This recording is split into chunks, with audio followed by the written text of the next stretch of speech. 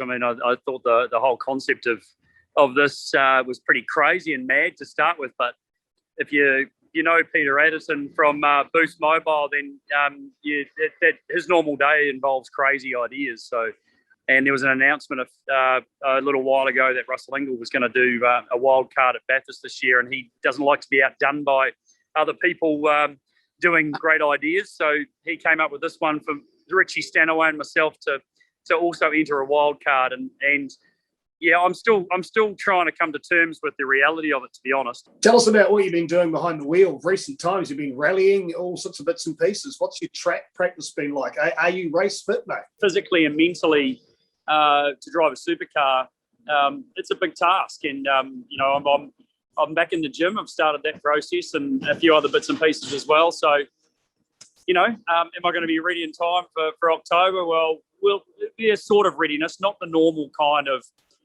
readiness that you would be when you're full-time driving a supercar. But I'm actually excited about various parts of it, and also driving with Richie and the fact that we're going there in a very different mindset to what you normally do when you're full-time or you're trying to make it. We're there to enjoy this, and there's no expectations on a result. But on the flip side to that, it is giving Richie Stanaway a chance to get back in a car in a very different space to when he actually last drove one at Newcastle at the end of 2019, where his sort of career finished at that point. So, that's all part of the story and part of why I've agreed to be a part of this. And I'm excited about what Richie is going to do in the car, and also just enjoy driving with him.